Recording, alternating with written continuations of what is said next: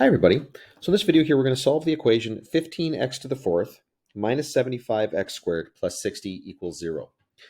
And I'm going to approach this in a way that's consistent with how I've been working with some of my students just recently here. What we're going to do here is we're going to factor it. But it is a fourth power here. But there is something that's interesting about the structure of the fourth power here is it almost looks quadratic. And so what I want to do is I want to kind of pull that quadratic look out of it. Now, let me show you how I'm going to do that. I'm going to choose another variable here. I'm going to let that be the same as x squared, just for the time being. And when I do that, I am going to get 15 times a squared minus 75 times a plus 60 is equal to 0. And so by just a quick substitution, I'm able to rewrite this in a form that is quadratic in terms of a. And now I'm going to solve this. Okay.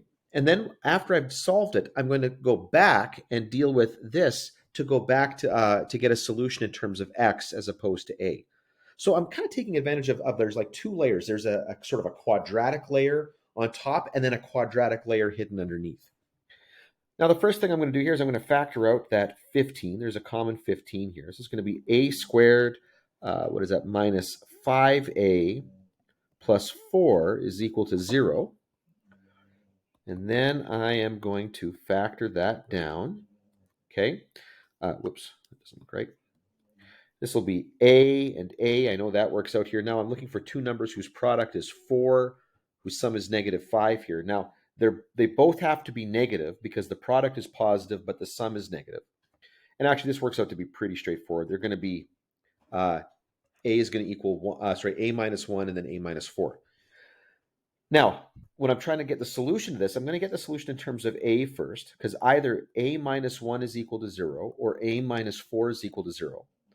Okay, that's the only way this product, okay, when I multiply these three together, the only way I can get a 0 as a result is if the individual factors go to 0. So this means a is either equal to 1 or a is equal to 4. Now, I've solved it in terms of a, but now I got to remember here that a was actually not part of the original question. It's actually x squared. So I'm going to replace that with x squared equals 1. X squared is equal to 4. And now I'm going to take the square root of both sides to get x by itself. Now, what's nice about this one is the square root of 1 is 1. And over here, the square root of 4 is 2. But if I left it like this, I would be wrong. Or at least, it's almost like my answer is incomplete. I'm missing something here. And what I'm missing here is when you take the square root, remember that I was squaring the x value here. And so really what this expression is saying right here is that there's some value that when I square it, I get a 1. But the thing is, I don't know whether that original number here was a positive or a negative, because in both cases, when I square that, I'm going to get a positive 1. And just like over here with this one, this is saying that when I square some value, I'm going to get positive 4. But again, I don't know whether that was positive 2 or negative 2 that I was squaring. In both cases, I'm going to get a positive 4 as a result. And so those are my solutions. I've got 4 solutions here, which makes sense. The equation was x to the fourth. I'm kind of anticipating 4 solutions here at most.